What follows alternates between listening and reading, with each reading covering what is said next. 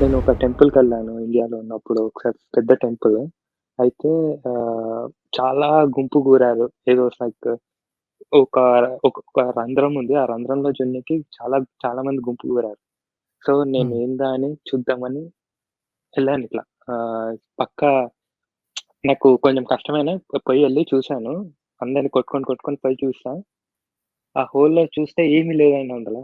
Like ఇట్లా drainage water ఇట్లా drip అయితూ ఉన్నట్టు కనిపిస్తుంది. అంటే నేను మళ్ళీ చూసాను. ఇంకేమన్నా ఉందా హ్మ్. అని. నాకేం కనిపియలే. అప్పుడు అర్థమైంది. ఇంతమంది ఆలోచిస్తలేరా అని. ఎందుకంటే ఒకడు మీనింగ్ యాడ్ చేసాడనుకోండి. అది హ్మ్. నిజమే అనుకుని నమ్మేవాళ్ళు అవును ఇందులో నిజమే, అవును ఇందులో నిజమే ఉంది అంటుంటాడు. అందులో అట్‌లీస్ట్ ఎవడికో ఒక విగ్రహం ఉంటదా అనుకున్నా అది కూడా లేదు అది. లైక్ లిటరల్‌గా వాటర్ డ్రిప్ అయితున్నాయి. లైక్ ఓన్లీ నమ్మిన వాళ్ళకి ఆల్రెడీ డీప్‌గా మూఢనమ్మకం ఉన్న వాళ్ళకి మాత్రమే అందులో దైవత్వం లేకపోతే ఏదో ఇంట్రెస్టింగ్‌గా కనిపిస్తుంది. ఓపెన్ మైండ్‌తో వెళ్లి ఏముందో చూద్దాం అనుకుంటే ఏముందిరా ఇక్కడ చుక్కలు కారుతుంటది. ఇదేం దరిద్రం ఇది చూడడానికి ఇక్కడి దాకా వచ్చారు అని మీరు అన్నారంటే మీరు ఆ మతంలోకి చెందరు. సో, కాబట్టి మిమ్మల్ని వంకరగా చూస్తారు. హుహు. నీకిక్కడ పని లేదు అవతలకి పో అంటారు. దట్స్ ఆల్ హుహు. హ్యాపెన్స్ అండి. నాకు ఇంకోటి గూడా అండి. లైక్ మామూలుగా అయితే కాలు మొక్కడం అంటే నాకస్సలు నచ్చదు. లైక్ ఎవరిని వేరే వాళ్ళొచ్చి నా కాలు మొక్కినా అది వెరీ డిస్‌రెస్పెక్ట్‌ఫుల్‌గా అనిపిస్తది. కాకపోతే హ్మ్. ఇండియాలో లైక్ అందరిని మొక్కిపిస్తారు. దే ఎక్స్‌పెక్ట్ మొక్కడం ఎక్స్‌పెక్ట్ చేస్తారు. అది నాకు నాకె నాకు ట్రిప్ అయితుంటది ఆ టైంలో. తప్పదండి. అది. ఇప్పుడు మీరు ఓపెన్‌గా I will not do it అని ఒక స్టాండ్ తీసుకోవచ్చు. అంటే మీకు సఫిషియంట్ ఏజ్ వచ్చిందనుకోండి. మీరింకా స్టూడెంట్స్ అయితే డిపెండెంట్‌గా ఉంటే they will have some sway over it.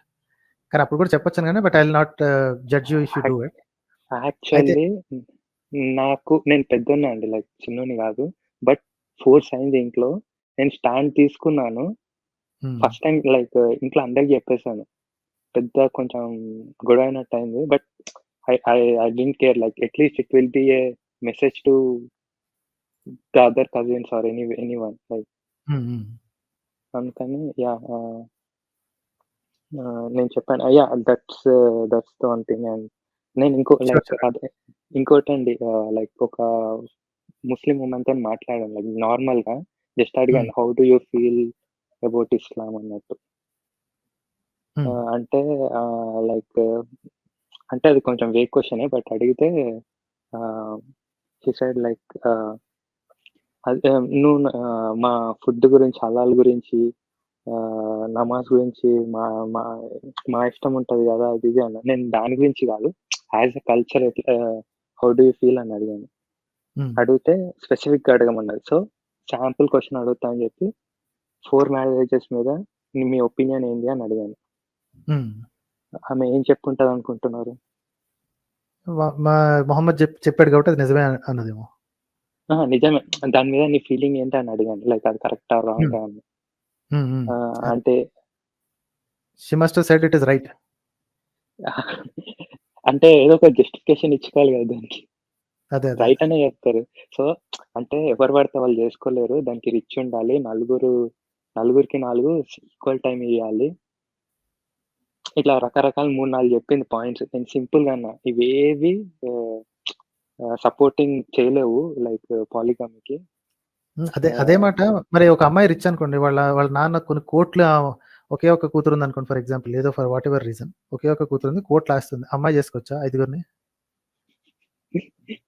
అంతే అంటే అడగాలి. ఇప్పుడు యాహ్! ఇప్పుడు అడిగితే if like money is if money is the only thing to do okay. అమ్మాయి రిచ్ అయిందనుకో ఇప్పుడు 'రిహానా' ఉందండి.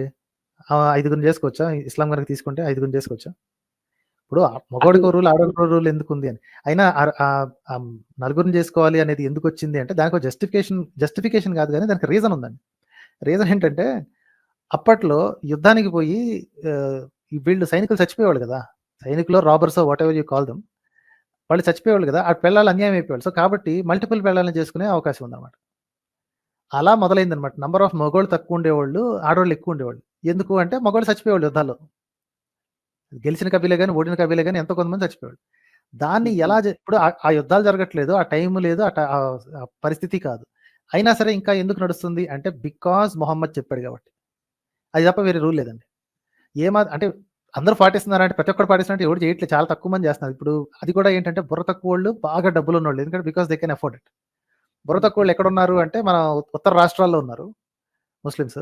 ఇంకోటి పాకిస్తాన్‌లో ఉన్నారు. ఆబ్వియస్‌లీ ఇంకా ఆఫ్ఘనిస్తాన్‌లో ఉన్నారు. అదే మీరు యునైటెడ్ అరబ్ ఎమిరేట్స్‌లోకి వెళ్తే ప్రతి ఒక్కడు 4 పెళ్ళిళ్ళు ఏం చేసుకోవట్లేదండి. చాలా మంది సింగిల్ ఫ్యామిలీస్తోనే ప్రశాంతంగా ఉన్నారు. ఓకే. స్టిల్ వాళ్ళు ఒక చేసుకోవాలనుకుంటే చేసుకోవచ్చు కదా! లైక్ ఉంది ప్రాపర్ ఛాన్స్ ఉంది. లా సీ ఉంటేనే చేసుకోలేరు. For them it is not హరామ్. ఓకే. నలుగురిని చేసుకోవటం అనేది హరాం కానే కాదు. అదే లెక్కన చూస్తే మన మనుస్మృతిలో కూడా నలుగురిని చేసుకోవడం అదేంటి హరాం కాదు. బ్రాహ్మణుడికి చేసుకోవచ్చు. సో, ఈ రిలీజియస్ ఇంజంక్షన్ వస్తే మాత్రమే ఇలాంటి మెంటాలిటీస్ ఉంటాయండి. ఇప్పుడు అప్పట్లో అవును. ఏదో ఒక కారణం పేరు చెప్పి నలుగురు, 5 అమ్మాయిలు చేసుకున్నాడు. ఇప్పుడు ఆ అవసరం లేదు, అవకాశం లేదు. ఓకే. ఒక భార్యకి ఆ భార్యకి పుట్టిన పిల్లలకి కూడు పెట్టడానికి దిక్కు లేదు వీళ్ళకి. ఇప్పుడు ఇంకో దాన్ని చేసుకొని నంబర్ ఆఫ్ పీపుల్ పెరిగితే వాళ్ళొచ్చి మనల్ని పోషిస్తారు అనుకుని ఇలాంటి పనులు చేస్తున్నారండి. రైట్. సో, ఒక కంట్రీ మాత్రం రిలీజియస్‌గా రన్ అయితే మాత్రం దానంత అధ్వానం నాశనం ఇంకోటి అయిపోతుంది. ఉండదు. నాశనం అయిపోతుంది. అండ్ దట్స్ ఎందుకంటే what we have to stop this country to become. ఇంత కష్టపడి, నానా కష్టాలు పడి ఇంత పెద్ద హిస్టరీని తీసుకొచ్చిన తర్వాత ఇప్పుడు తీసుకెళ్ళి ఒక మతం చేతిలో పెడితే సంక నాకిచ్చేస్తది. అది ఏ మతమైనా సరే అండి. I don't discriminate between religions. Every religion is the same. ఒకసారి పవర్‌లోకి వచ్చింది అంటే ఎవరిని తొక్కాలో వాళ్ళని తొక్కుతది. వాళ్ళకన్నా బుద్ధి రావాలి. ఇదే నేను చెప్పేది. రైట్ సార్ అయితే. థాంక్స్ ఎ లాట్ అండి.